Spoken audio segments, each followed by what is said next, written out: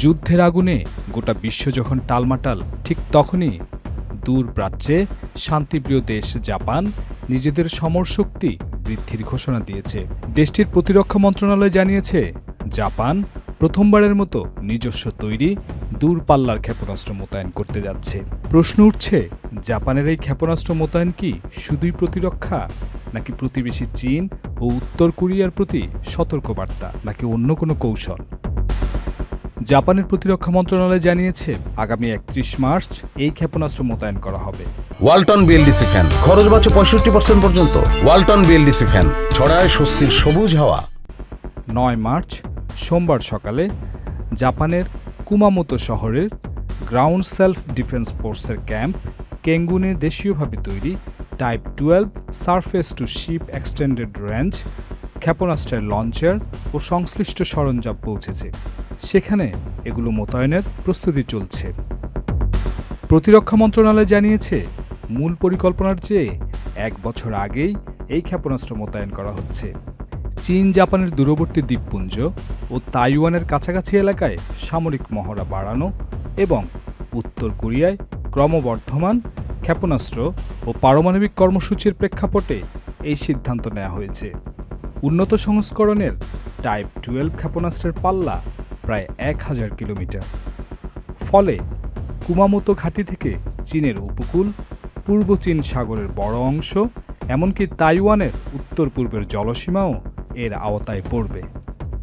এছাড়া উত্তর কোরিয়ার প্রায় পুরো এলাকাই এই ক্ষেপণাস্ত্রের পাল্লার মধ্যে থাকবে।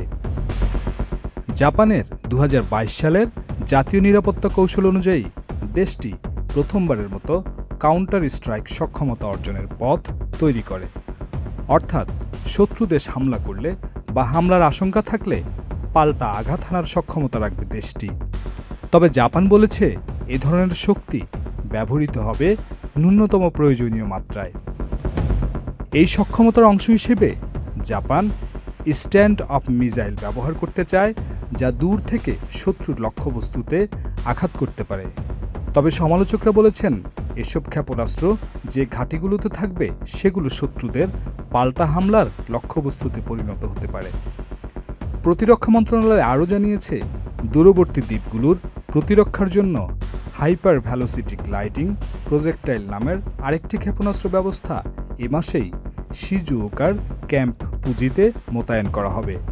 ভবিষ্যতে হোক্কাইডো ও মিয়াজাকির ঘাঁটিতেও এটি মোতায়েনের পরিকল্পনা রয়েছে।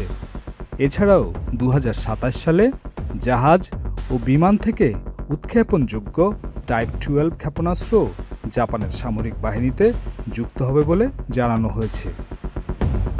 বিশ্লেষকদের মতে, জাপানের এই পদক্ষেপ দেশটির প্রতিরক্ষা নীতিতে বড় পরিবর্তনের ইঙ্গিত দিচ্ছে এবং এশিয়া প্রশান্ত মহাসাগরীয় অঞ্চলের নিরাপত্তা পরিস্থিতিতে নতুন মাত্রা যোগ করতে পারে। জহিরুল আলম সরকার, চ্যানেল আই।